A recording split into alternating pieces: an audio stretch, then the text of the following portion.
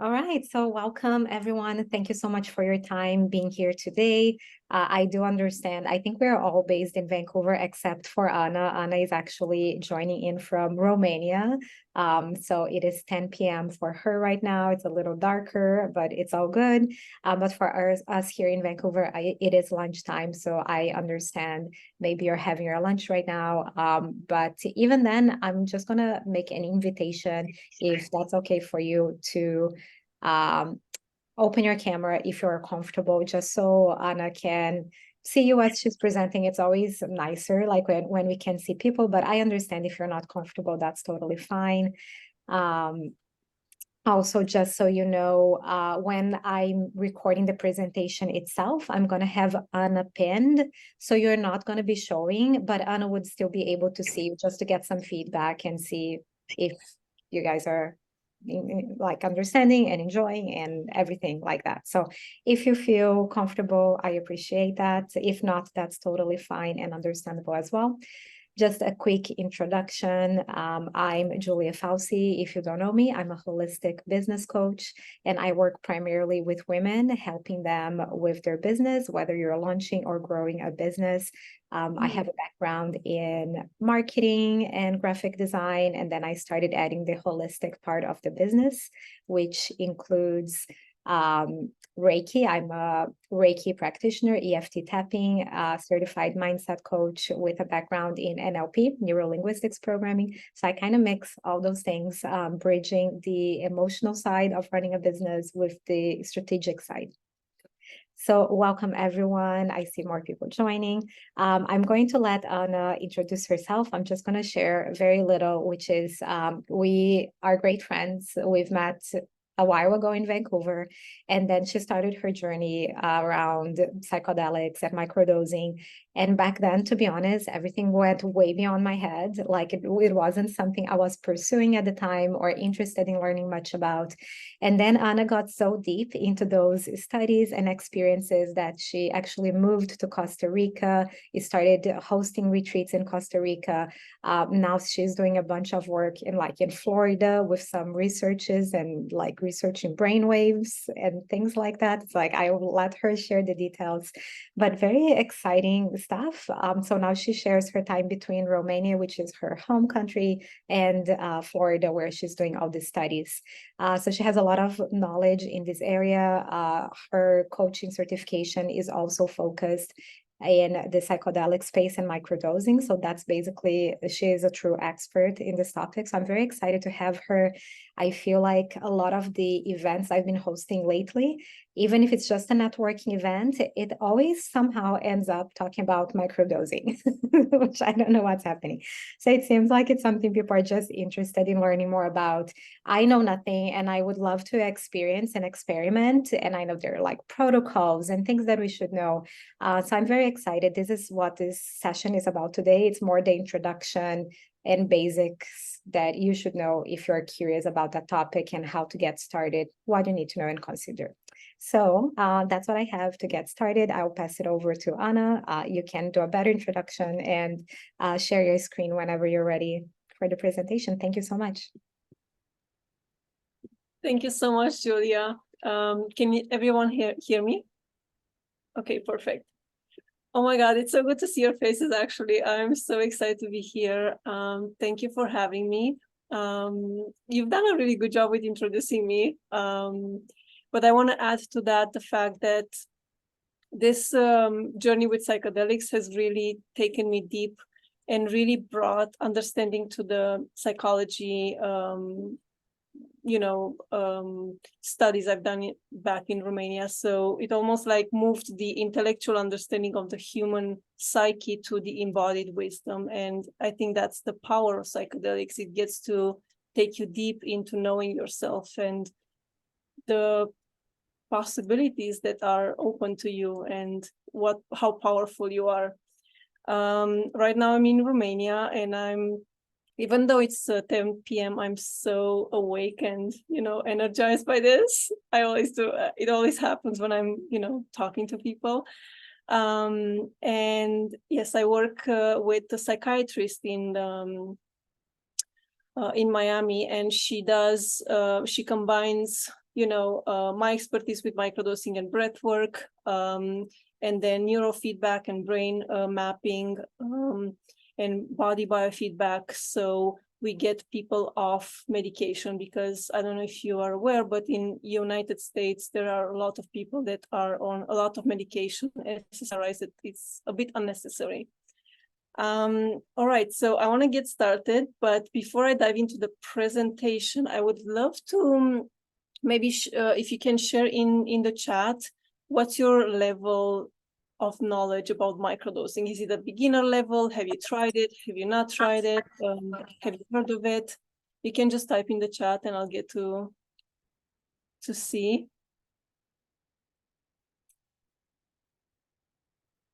Never tried it. Meanwhile, I just want to send a reminder. Please, everyone, to just keep your mics off because of noise and background. So keep your mics off. And during the presentation, you are welcome to add your questions to the chat. And we're going to have about 30 minutes in the end for Q&A. So what we've planned is 1 hour presentation and Q&A in the end. So feel free to drop the questions there. I'm going to be monitoring them. Yeah. All right, perfect. Thank you, Julia. Yeah, looks like you haven't tried microdosing, which is amazing. And I'll go over how to microdose and all that good stuff. So let me just share my screen now.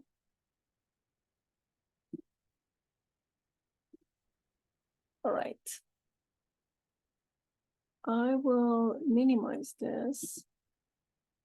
All right, so if you can see my screen, just let me know.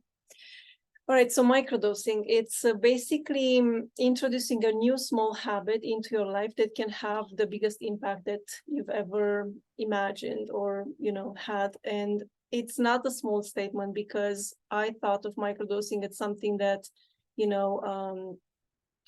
won't make such a difference, but it actually started me on this path that I am right now. It changed my perspective of life completely. So today I want to kind of walk you through my story, and I want to walk you through what I've learned along the way.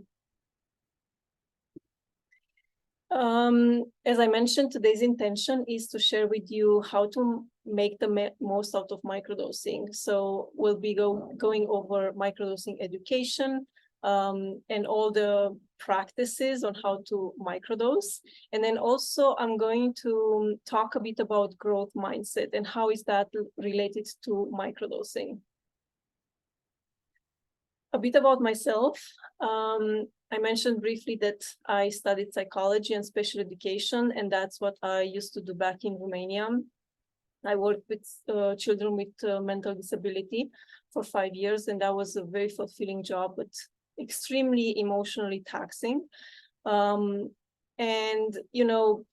living in Romania, being raised here, I was, kind of in a box. I had to live by certain standards that didn't really fit me. So I decided to move to Canada and kind of re-find myself. And so in Canada, I arrived in 2012. And for 5 years, I was in this, constant search of who I am, what I want to do with my life, where am I? I was already 27 years old, and I felt like I was behind, in my life. And that was a bit discouraging. And I kept doing, Brené Brown's work and doing all her exercises and workshops, and finding myself and using the knowledge I had from university about my psyche and my defense mechanisms and shadow work and all that. But it wasn't until I found, microdosing in 2018, microdosing and psychedelics, that everything that I have been working on myself kind of clicked for me. And I realized that, the way I was doing shadow work, the way I was trying to break through my blockages, the way I was, the way my unconscious was running my life, it just showed up for me in a different way. And all that knowledge that was intellectual knowledge became embodied knowledge. And I felt what it was like to have an energy of joy or freedom or excitement or a different perspective over life, or to have breakthroughs. And that got quite addictive. And I think addictive, not in the negative sense, but addictive in a sense that I really felt what it was like to feel alive and to thrive. And so I basically started using psychedelics in bigger journeys and in smaller journeys. And I joined a psychedelic group in Vancouver. I started going to their meetups and learning more and more about psychedelics and experimenting with psychedelics. And it took me through all these journeys where I went through my grief, where I went through my depression, where I was facing my fears, where I was connecting with my inner child and this desire to explore life and to experience life and to create more in my life. And it almost like exponentially my life took off. And that's when Julia and I kind of, went separate ways, because she went doing her business, and then COVID hit, and then I decided to leave Canada to do women's retreats in Costa Rica. And so we kind of went separate ways, but thank God we reconnected. And so, I started microdosing as a way to reconnect with my creativity. And I really wanted to understand how can taking small amounts of microdosing can really help me be more creative, be more in touch with others, and be more present and feel myself in every moment, actually. And, it really elevated my mood, because before I was I've never been, diagnosed with depression, but I feel like life was very gray. And all of a sudden, life became vibrant for me. And because I got so excited about microdosing, I started talking to everyone. And that's how, people asked me how I was doing microdosing, what tools I'm using to track my experience, how do I, source microdoses and things like that, and what's my process. And then this kind of incentivized me, or made me think that I could, take a certification. And so I did that. And I became a microdosing coach and a psychedelic guide. But, the first time I microdosed was not actually a happy story, because I had, researched microdosing a lot on the internet, and I found this website, which is the Third Wave website, with a lot of information about microdosing. I was reading on Reddit about the amazing experiences that people had. And I read James Fadiman's book, which is the guide he actually released to kind of incentivize people to microdose. And this guide had the perfect formula. This guide showed me what protocols to use, what was the dosage, how to microdose, and I followed the formula step by step. I took 100 milligrams of my ground mushrooms. I, followed his regimen, and the first time I microdosed, I felt terrible. And, I thought to myself that this was a wrong decision. And I don't understand why everyone is raving about this thing, because it definitely doesn't have the benefits that I was expecting. And I'm not feeling that, because the first time I took it, in hindsight, I learned that I wasn't setting an intention. I wasn't preparing my set and setting, things we will be talking about later in this presentation. And then I didn't actually adjust the dose to find my sweet spot. So later, after I wasn't going to give up on microdosing. I really wanted to see why people are raving about it. So I actually developed this protocol that worked for me, which is lowering the microdose to 25 milligrams and then incrementally increasing it a bit after bit to find my sweet spot. And once I found my sweet spot, I started tracking my experience for the first month to actually see how microdosing was impacting me. And then only after doing that, I realized that, everyone's threshold is so different. You can never prescribe a dose and say, this is your dose and it will work for you. You'll have to try and see what works for you. And then even within myself, my dose changed over time. And that's most likely going to happen for you as well if you start microdosing. And that is because what happens when you microdose, you kind of develop an intimate relationship with mushrooms. They work with you. They kind of know what to bring into your life. You sometimes need less, you sometimes need a bit more, and you just, kind of adjust and reflect and feel into it and kind of communicate with mushrooms in a very different realm. So what I've learned is that, yes, it's good to have a formula for how to microdose, but that is not the only thing that matters. And it's always important to see what works for you and really pay attention to your experience. So this is kind of my biggest takeaway, is that you have to stay open-minded, you have to be curious, and you have to listen deeper than you normally listen to really make microdosing work for you.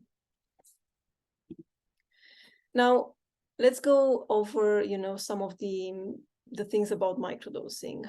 So as I mentioned, James Fadiman, he's psychotherapist actually, that really saw microdosing as an opportunity for people to enter the world of psychedelics and do deeper work within themselves.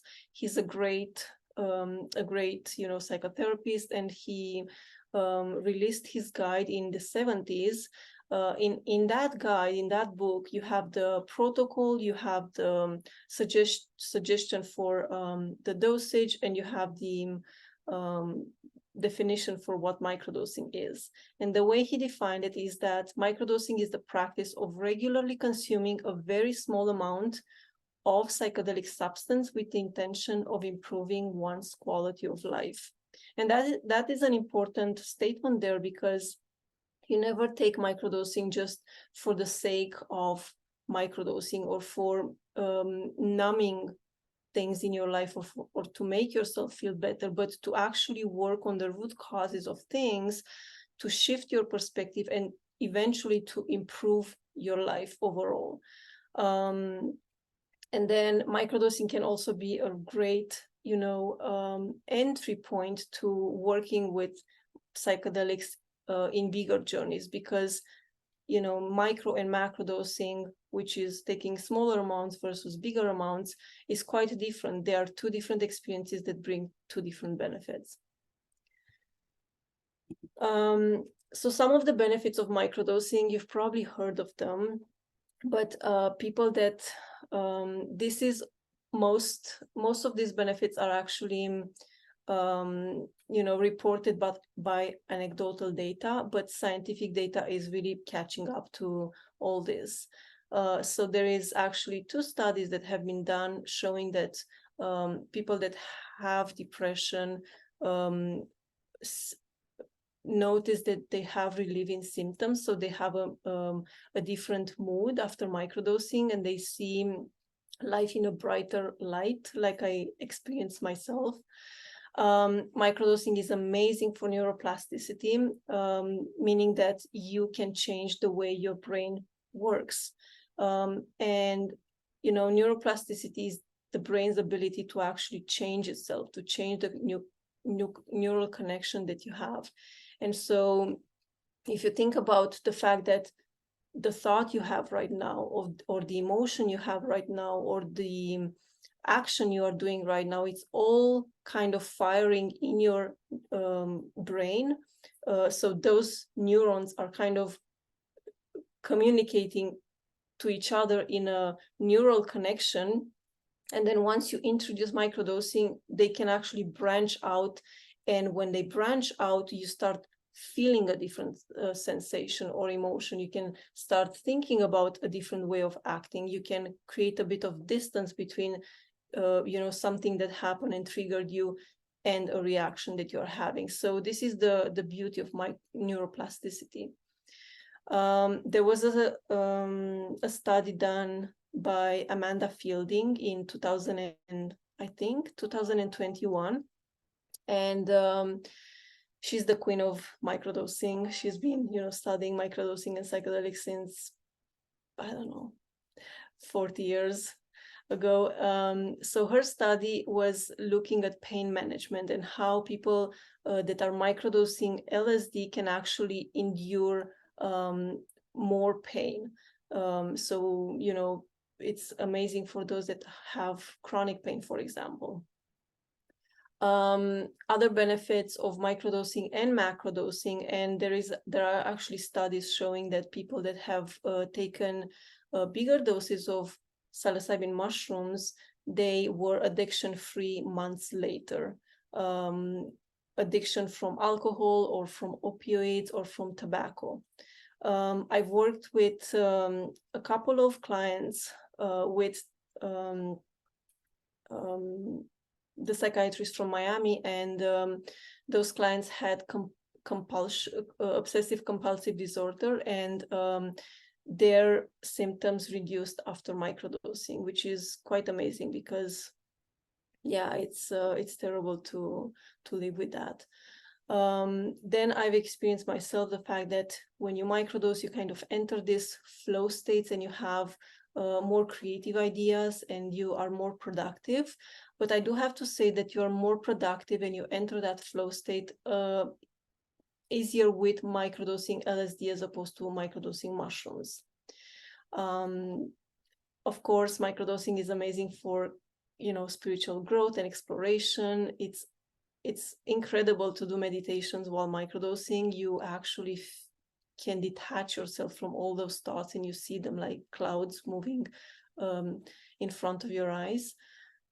And another benefit is, if anyone is suffering from cluster headaches, they've seen a reduction in those kind of pains. I've actually interviewed a girl in my Microdosing Stories podcast, and she was suffering from cluster headaches, and she was so dysfunctional she couldn't exit her room when she was having these attacks. And she started microdosing, and now she's headache free.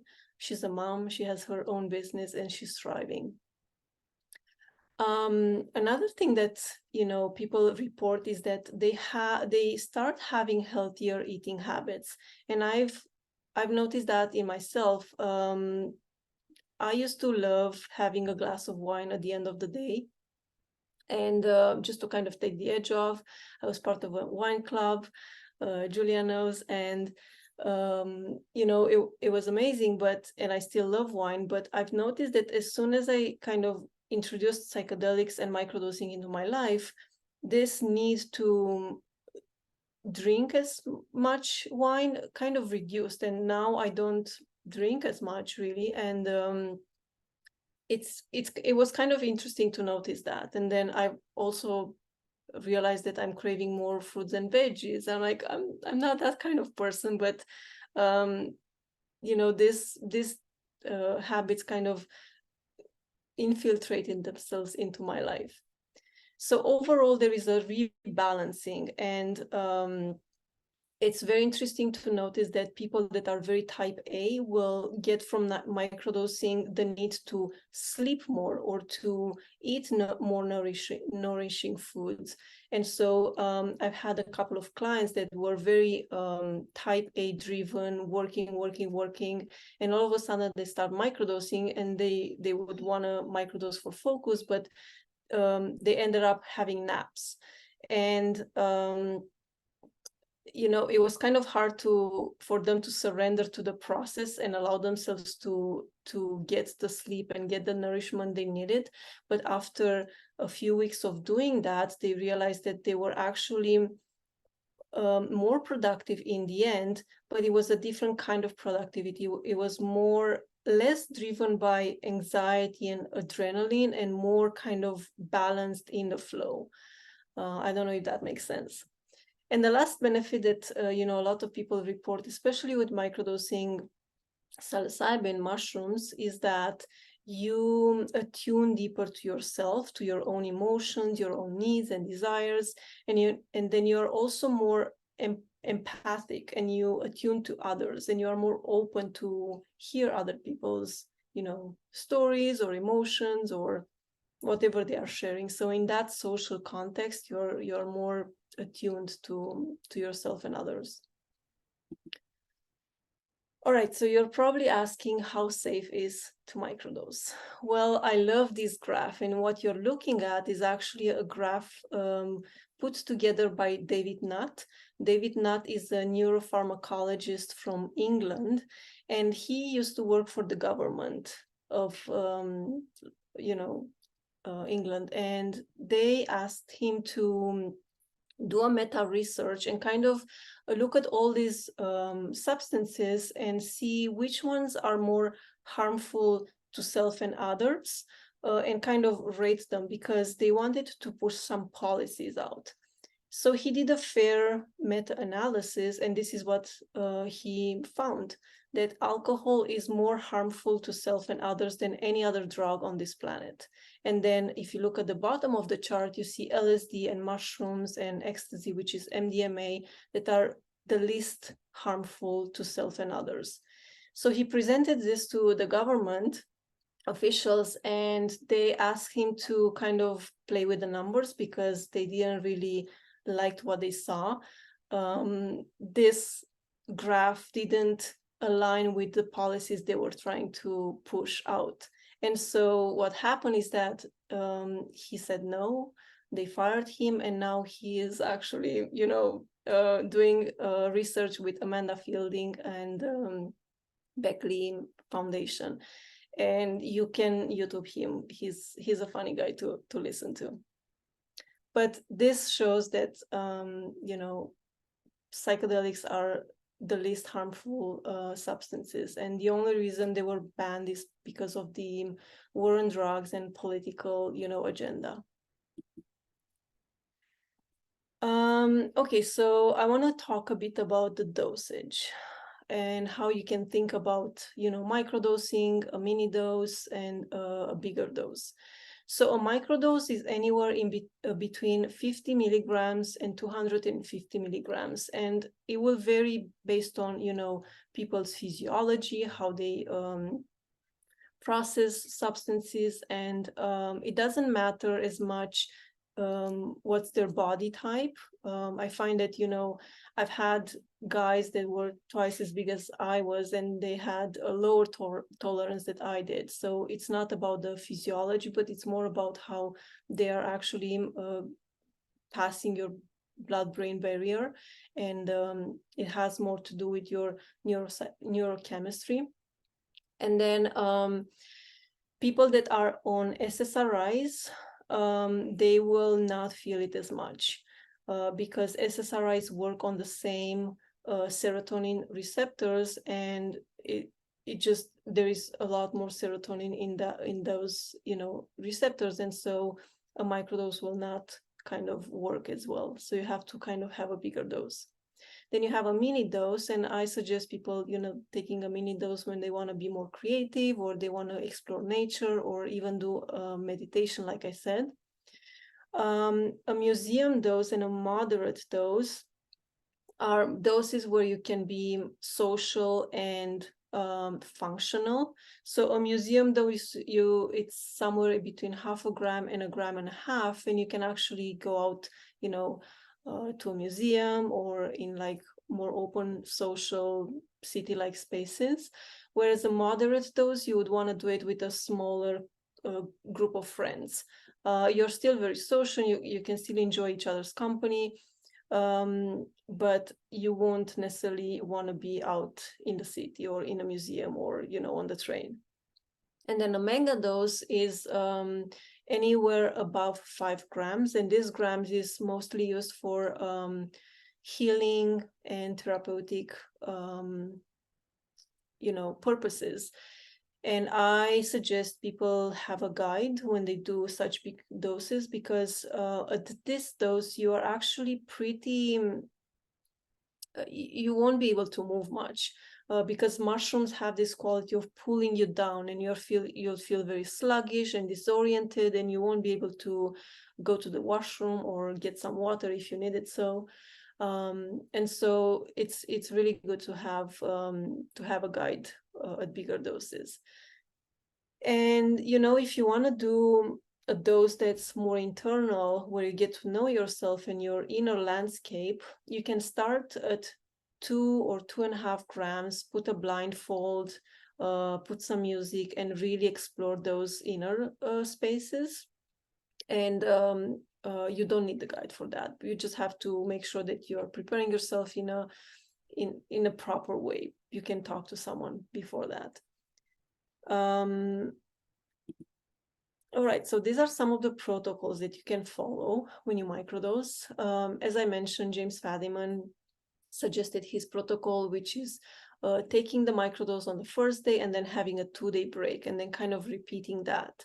And the reason for this protocol is because he says that, the first day is the day when you feel the microdose, the second day you'll have the afterglow, and then the third day it will be like a reset day, where you go back to your baseline. So when you start again on the fourth day, you'll start again fresh. Then you have Paul Stamets, and he's a mycologist from Canada, and he's been studying functional mushrooms and psychedelic mushrooms for quite some time now. And he suggested this other protocol combined with a stack. Now, the reason he came up with this protocol, and there are two versions because he modified the first one into the second version, but he was working with people that had brain injuries. And he noticed that when they kind of took psilocybin mushrooms combined with lion's mane and niacin 4 days in a row and then 3 days off, they would have a better recovery. So talking about neuroplasticity, this is, the protocol for neuroplasticity on steroids, I would say. And now the other protocol that you might find, and this is the one I started with, is the 1 day on and 1 day off. And I really like this one. It kind of keeps me on this, like higher state where everything is more vibrant. I don't have to come back to my baseline. But overall, if you microdose for a longer period of time, meaning like a month or two, you'll increase your baseline anyway. So those new neural connections will happen, and they will be reinforced, and then they will kind of stabilize. So you'll have a different, dialogue in your head, or different thoughts, or different habits, or things like that. All right, so this is the part where we kind of get into how to microdose.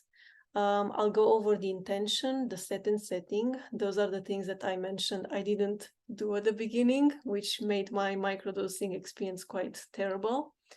We'll talk about finding your sweet spot, and then how to track your experience. So setting an intention.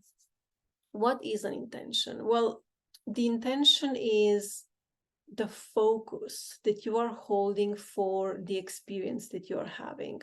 And the focus can be things like openness, or discovery, or curiosity, or being in flow, or finding out more, or attuning to myself, or attuning to others. And an intention it's almost like an anchor, because throughout the day, every time you kind of drift off, you remind yourself that, oh, I set the intention for the microdose to be curious about this emotions that I'm having. What does curiosity look like, instead of being judgmental? So this is how I look at intention. It kind of brings you back into it. It doesn't allow you to slide into reactions and automatic habits and behaviors. So it's like a reminder. But an intention is not, something that you expect. it's not an expectation, it's not a prescription, and it's not a requirement for the experience, because you can never predict what's going to come out or what's going to come up during microdosing, right? So you have to stay open enough and flexible enough and surrender to the experience, while also knowing that you are kind of want to go this direction as opposed to kind of floundering all over. So the key element here is to, once you set an intention, you kind of let it go and see what happens, and you surrender to the process. And an example, like one of the things I wanted to work with a lot was my control issues. And the intention, the opposite of control is surrender.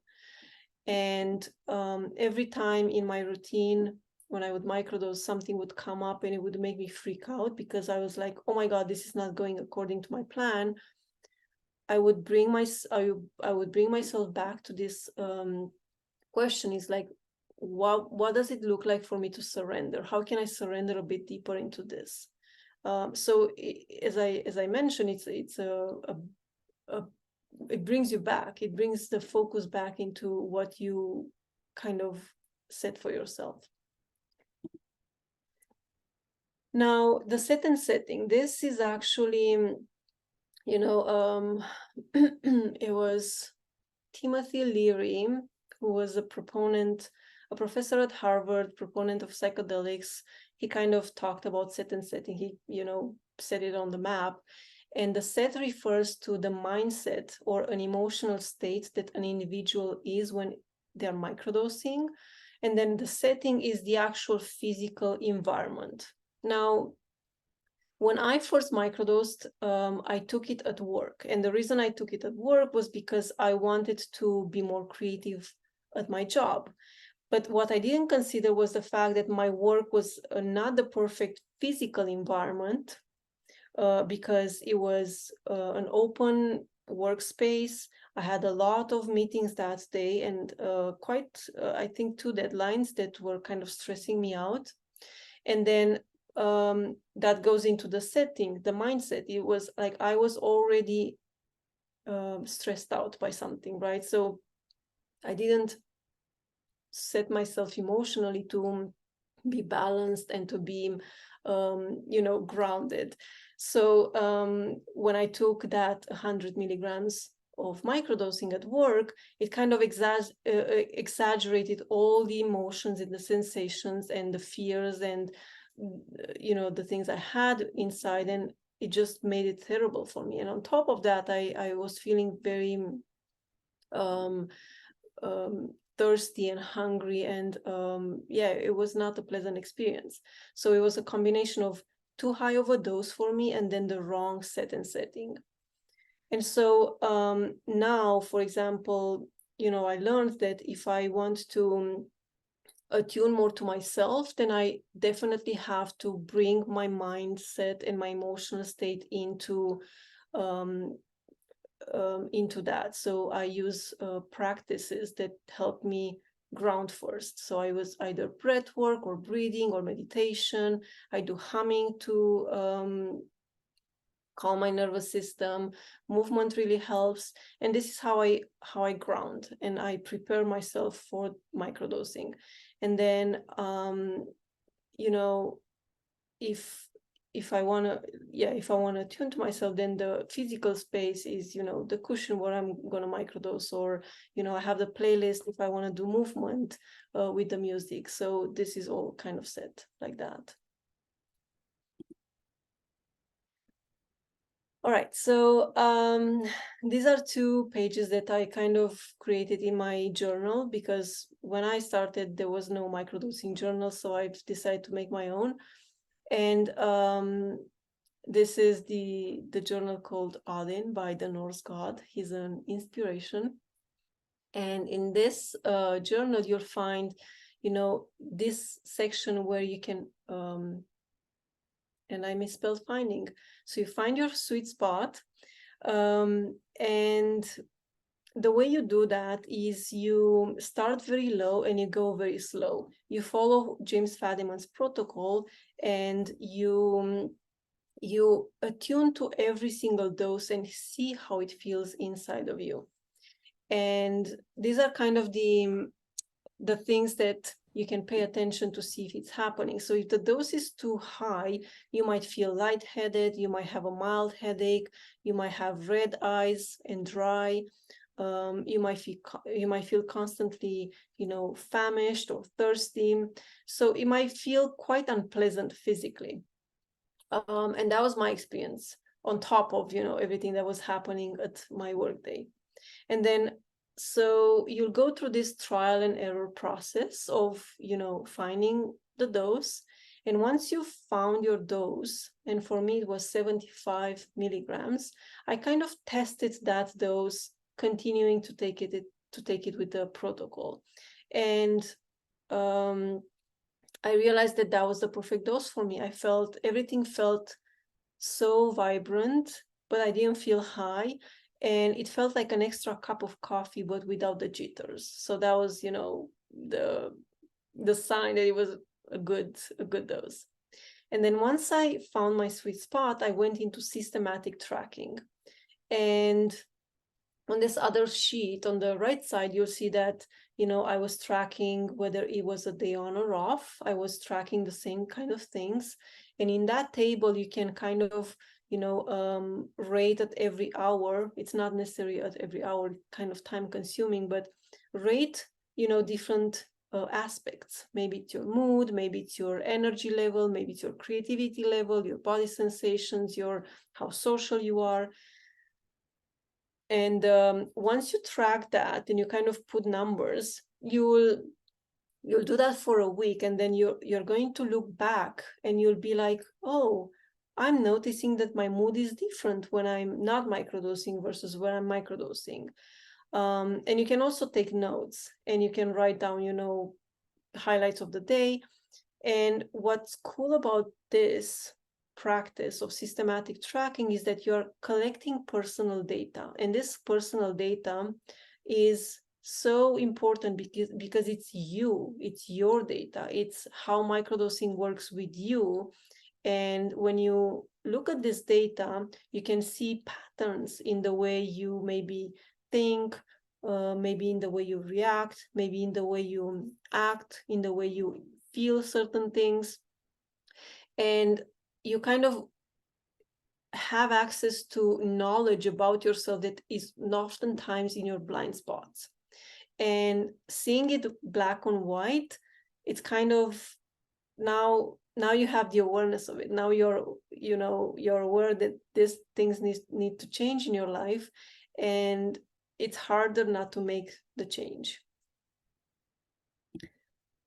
All right, so one thing that kind of separates people from having a successful microdosing journey versus not is that those that really get the essence of microdosing also have better results. And so the essence is that microdosing is a skill and it's not a magic pill. So what I mean by that is that when you practice a skill consistently, you are developing patience and you are attuning to that skill, and that skill kind of changes as you're practicing it, and you change because you're practicing that skill. So it's like a constant loop of alchemy and transformation that you're going through. And so when people want to get off medication and switch to microdosing, and they treat microdosing exactly how they treated their drugs, it won't work, because it's not going to fix your problems. It's going to enhance certain things, is going to make you aware of certain things, and then it leaves you the chance to making a different choice in your life. And so this brings me to my second point, where when you practice this with patience and consistency, you kind of attune to yourself deeper, and you get to notice nuances in your life experience, and you get clarity over what are your needs and what are your wants, and what's something that you were conditioned to believe that you need or want, and what's actually that you really need and want. And that was the distinction for me. And it only kind of showed up and was very clear once I started, taking psychedelics, because when I left Romania, I knew I didn't feel good. I knew it wasn't me, but it wasn't clear what I wanted and needed. And so in these processes, in these journeys, I gained clarity over that. And then, the microdosing, it promotes a growth mindset, and that ties back into neuroplasticity. All right, so I kind of mentioned this, that microdosing helps you attune deeper to yourself, and it helps you attune deeper to, as I said, your needs and your wants. It also kind of makes you aware of what you focus on the most and what meaning you give to this and the stories you kind of tell yourself. And then in this realization, you see what are your old patterns and how you sabotage yourself in this process of life. And so when it comes to the growth mindset, as I mentioned, growth mindset is linked to neuroplasticity. And it's this idea that we can get better at things. We can change our brain to feel differently, to react differently, to choose differently, to learn a new language, to get outside of our comfort zone and do something else. So our abilities are not fixed. And that's a myth that was, busted not too long ago, because it was thought that only children had a plastic brain, and if you didn't do anything with that until 25 years old, then everything was lost. And the new research is very exciting because it shows you that you can actually get more of your life. You can change the things that you don't like, and you can bring new ways of being into the world. And so, the thing about neuroplasticity is that the brain changes according to outside stimuli and input that you put, for the worse and for the better. And you have to be very aware of what choices you make, because you want to direct that plasticity to the good, right? Not to the bad. And this kind of links to that idea that, you are the sum of the 5 people you hang around with. It's true, because, the small habits, the words people use, the belief systems they have, they really shape your reality, and that shapes your brain too. And so a growth mindset is knowing that your brain can change and making an active choice on how you want to evolve and how you want to grow in your life and how you want to use this brain's ability to change for the better. And so I want to kind of go over the mindset and what the mindset is. And a mindset is actually very useful because it's a mental frame or a lens through which we organize and encode information. So it's a belief system that kind of filters out the information that we perceive around us, because we have so much information. Our brains can process it all, but we are not aware of all of it. And so we only bring to our consciousness 5% of what is around us and inside of us. But the thing is that this mental frame, this mindset, is shaped by the culture we grew up in, the people we surround ourselves with, the parents, what we eat, and things like that. And it's oftentimes runs on default, and we are not aware of what kind of drives our decisions. And there is a really good quote from Carl Jung, who said that until you make the unconscious conscious, you will keep running into it, and you'll call it faith. And it's true, because we sometimes have the same fights with different people, and we don't understand why. It's because there is something in our subconscious that is not solved. And so this mindset kind of defines the things you value and your beliefs that you're having. So it creates your belief system.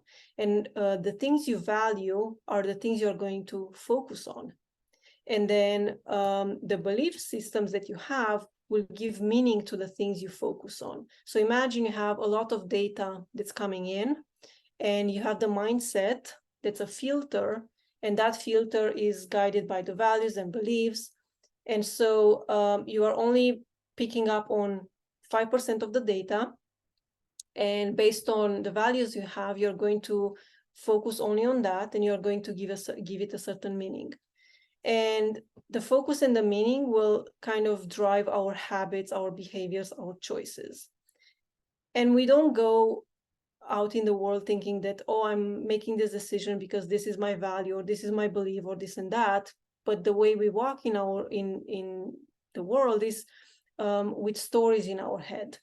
And some of the stories that we walk with are like things like, I'm not good enough, or I'm too busy to do this, or this is not going to work out for me, this is not going to pan out, or this person is going to reject me because they looked at me this way. And so these stories, as I said, will only make us focus. Like this story shows that the value you have is a scarcity mindset and a value of security and safety. And so the meaning you're attributing to all these things that are coming through that filter is that, this person, yes, is going to reject me, or this is not going to pan out. And then we are kind of going through this self-fulfilling prophecy. And so what's really cool about microdosing is that kind of opens the awareness of what are your habits, what are your choices. And if you do the systematic tracking, you look at the words you use, you look at the stories you have, and then you kind of extract what are your values and what are your beliefs. And once you see those, you can actually change those and change your life. And that's kind of the key of manifestation, really. It's really bringing that unconscious to the conscious and working with it, and not let it work you. Now, I have a small activity for you. So if you close your eyes, I want you to bring to your mind one problem that you have in your life that you keep complaining about. And so think about this problem and what's the internal state that it creates? What kind of emotions, sensations, thoughts kind of emerge as you're running into this problem? And now, because you're feeling in a certain way, you are choosing certain things. You're making different choices. What are the choices you're making because of this internal state?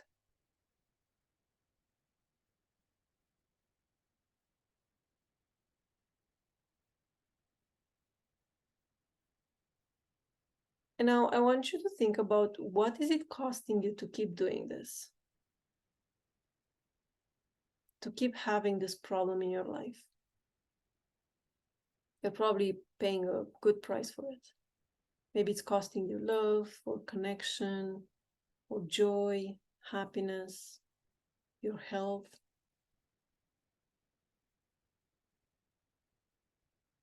And now if you fast forward yourself 5 years from now, what would your life look like if you keep having this problem?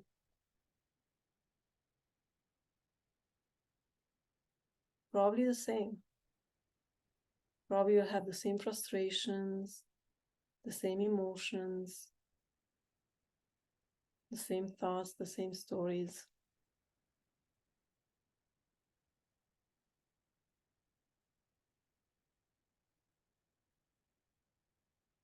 But what if you could release this problem in your life? What if it was gone, magically gone?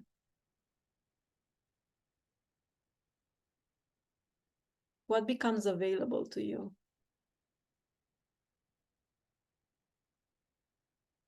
What could you create in your life?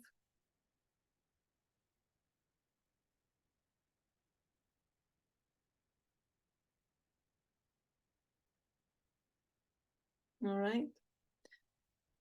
And come back. And this is a good activity I do every time I feel kind of antsy and feel like I can't find my place. It means that there is something that I'm not acknowledging, a problem that I'm not, solving in my life. And as soon as I ask myself, well, what is my life going to look like in 5 years from now?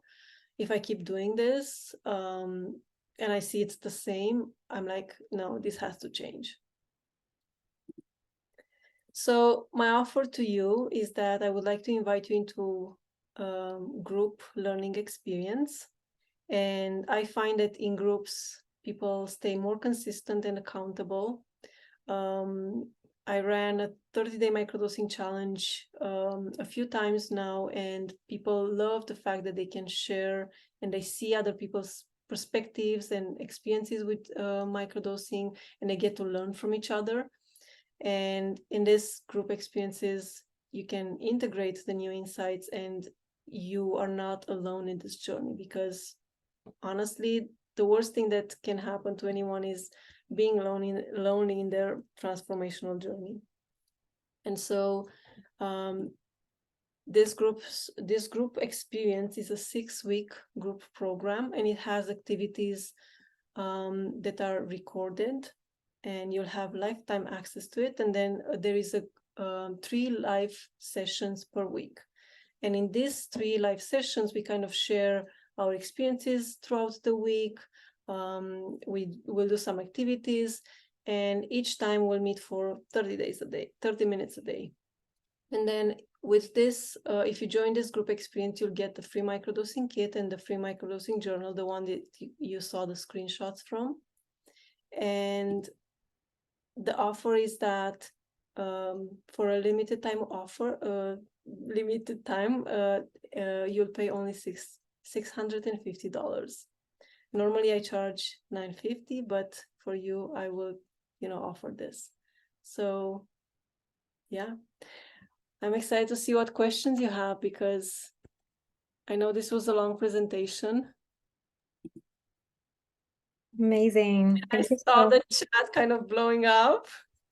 That was so helpful, at least to me, that I'm very new to this. I learned a lot. I see a lot of great comments, a lot of great questions that we're going to cover now. And thank you. The offer looks amazing. Do you have your journal to show? It's such a beautiful journal, because you just put the screen Yes, let me gauge, but it's so pretty. Anyway, if you have it handy. It's a gorgeous journal. Yeah, let me I'm get gonna go over the chat here, meanwhile, to go over the questions in order that we receive them. But if you have any questions, feel free to add to the chat as well. This is the journal. Yes. This is the Amazon version. So it's kind of, open and get to write in it. It's like a hardcover. Yeah. Very beautiful. Amazing. Thank you, Anna. And definitely nice to, especially if it's someone's first time to do the journey, being guided by someone who has all this experience. So that's amazing. So questions here. One is from Mari says, I have a friend who currently takes medicine for depression, and he doesn't feel anything with a macro dosage around 1.5 grams. And we saw that it's because of his medicine. Is there a way that he could try microdosage, even though this medicine kind of cut the effects of psilocybin? So is 1.5 is 1.5 grams, right? Yeah. So if he doesn't feel anything at that, then he won't necessarily feel anything at microdose with the microdose, because the microdose is an even smaller amount. What drugs is he on? Hi, can you hear me? Yeah. Hi, Mari. Okay, good.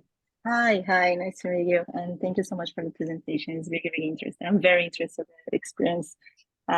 So the medicine, I'm not sure the name of the medicine, but I know that there are two types of antidepressive that people take, and because of these, there's something against the mushroom, the psilocybin. I don't know the name, and because of this, yes, and because of this, the guy who helped us with this, he said that it may be necessary to increase, so maybe instead of 1.5 grams goes to 3 grams, but ideally the microdosage would be something that I would recommend better than keep trying this antidepressive treatment that is currently not very going very well. But yeah, there's just no solution right now with the microdosage. I'm not sure the name of the medicine. I'm sorry. Well, so getting off medication is quite a delicate matter, and it's important for him to talk to his medical professional, and hopefully he will be supportive of that. But maybe he can taper off the medication he's on and kind of introduce microdosing, and he could also try, a bigger dose to see where he feels it and what he gets out of it. Because I've had I knew a guy. He was also on SSRIs. I can't remember now the medication, but he was taking 7 grams just to kind of feel a regular dose, and 7 grams is a lot.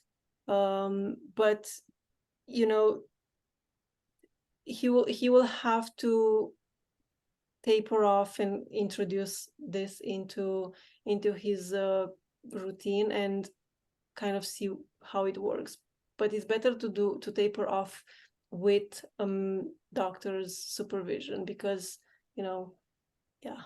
I see. That's Thank you. why he has a psychiatrist, right? Yes. Yeah. So maybe he can go to his psychiatrist, and in Canada there are lots of medical professionals that are more open. So I'm sure that he'll be open. And let me know how it goes. Sure. Thank you. Another one, I love this question from Astrid.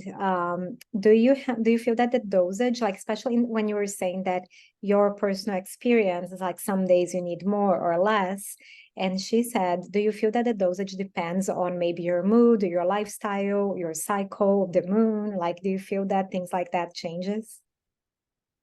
Yes. So I didn't notice a difference with like a correlation with my moon cycle. But what I notice is that if I'm in an environment where I'm already overstimulated, or if I'm working a lot, then I would need a bit more to kind of feel it. But if I'm more quiet, or if I'm in nature, or if I'm like the energy is more mellow, then I get to feel it a lot more, so I need less. And that's what I notice, is that when there is already so much stimuli and input from the outside, then it's harder for the stimuli and input from the inside to kind of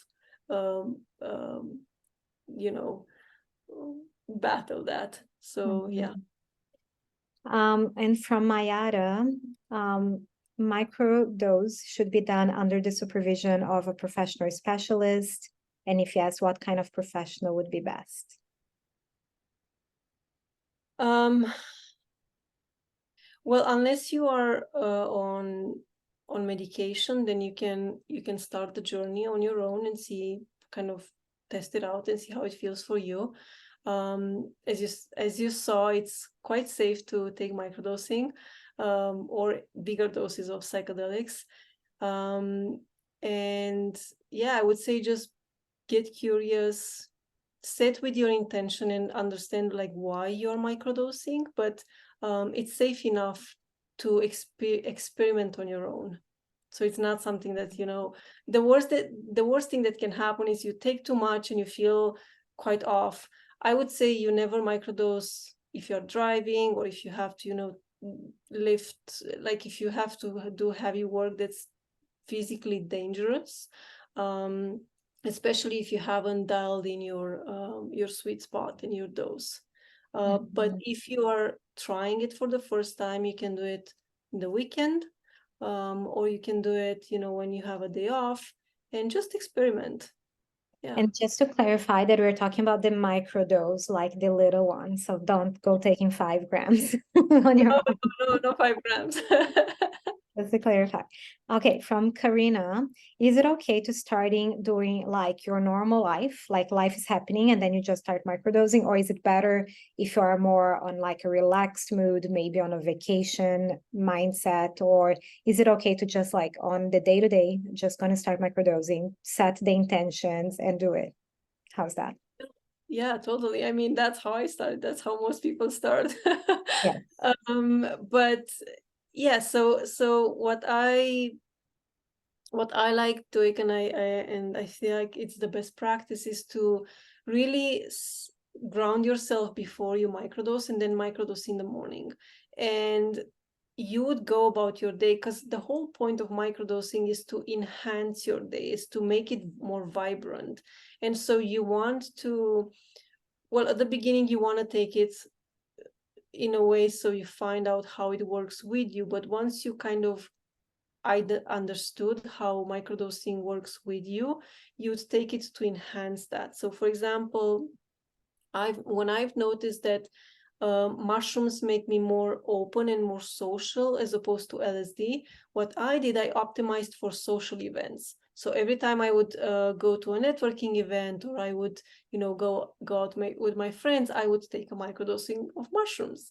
And then when I wanted to work on my website or to design this journal, I would take LSD, because I knew I could just get very focused. And so you want to learn how microdosing works for you and then optimize for those particular situations.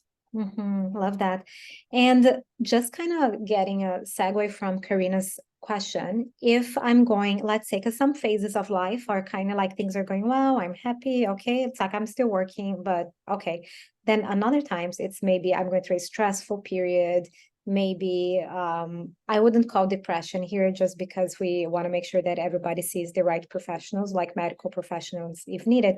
But when we're a little more blue, a little more sad, life is not great right now, is it still safe to take on those moments? So not talking about anything serious, medical condition, but when we are maybe under stress of work or life situations, like, is it okay to start then, or should we wait until we are in a better state? Yeah.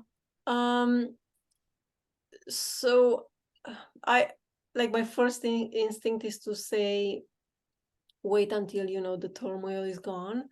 But at the same time, that can also become an excuse for not to start it.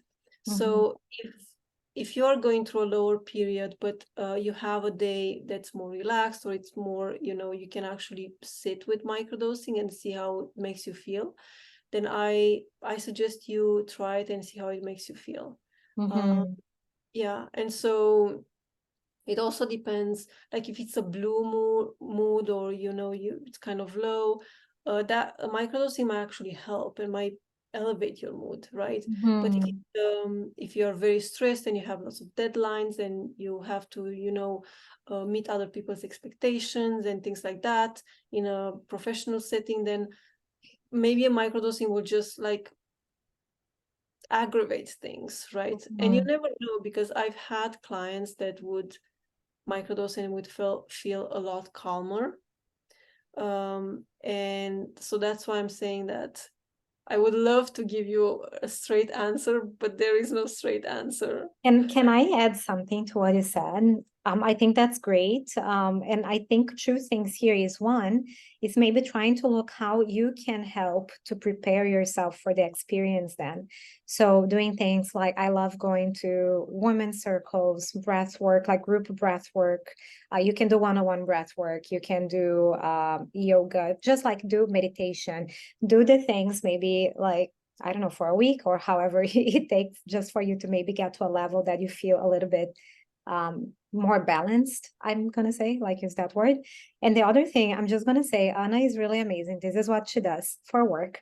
So you can definitely hire her for a one-on-one experience as well, because she can help you get to that state with all, like she has a lot of training. She does facilitate breath work and other techniques. So she can help to prepare you to get to that state where you feel safe and ready, and also having that follow-up where you can see how that's sitting with you and having like a guide, basically, because a lot of times, especially if it's something we're very new to, we don't know much about, doing it alone, it's a lot of guesswork sometimes. And I say that for all types of coaching, right? It's like that's our job, is to support you in that journey. So I'm just gonna say working with Anna or doing things like yoga, women's circle, breath work, etc., can help you. Yeah, and just to add to that is, it's our comfort zone, and we know ourselves to be either stressed or happy or joyful in this, but it's like known.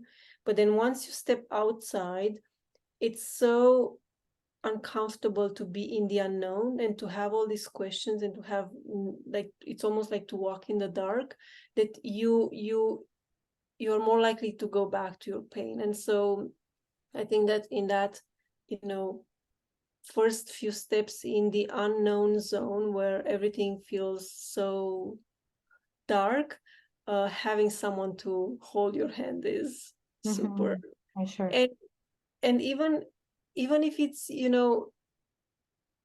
a friend that knows that you are doing this, and it actually understands your experience, right? That's actually really nice about group sessions, is that you get to see how other people are walking in the dark, and how you're not alone in that experience. And it's the process of expanding your comfort zone, expanding yourself.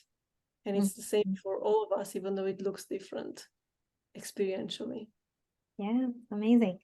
Okay, we have still a few questions here. So from Astrid, she's been taking, I do 1 on 2+3 off, but sometimes I feel high, lightheaded, but I didn't change anything. Should I switch protocol?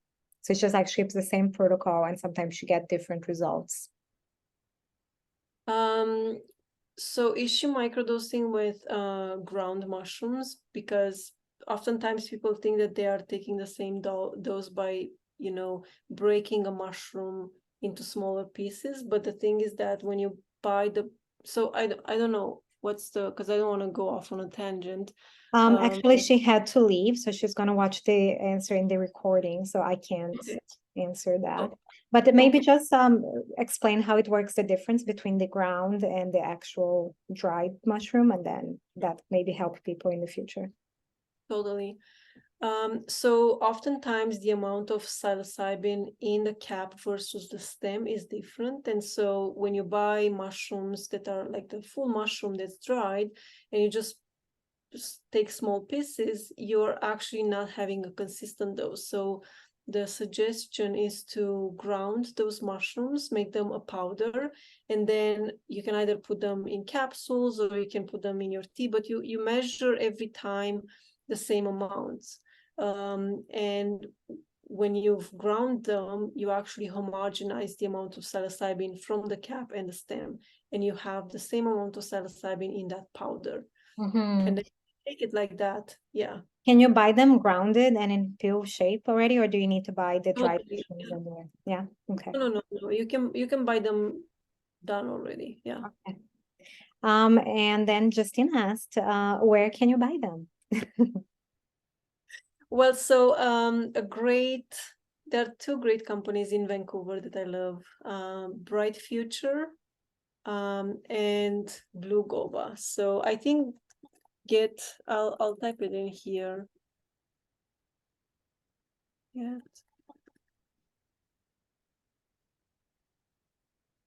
And also, as we're talking about the buying the mushroom itself, can you explain, it's a question from Franciane, how is the microdosing kit that you offer in your program? Does it include those pills? Like what's included in that kit?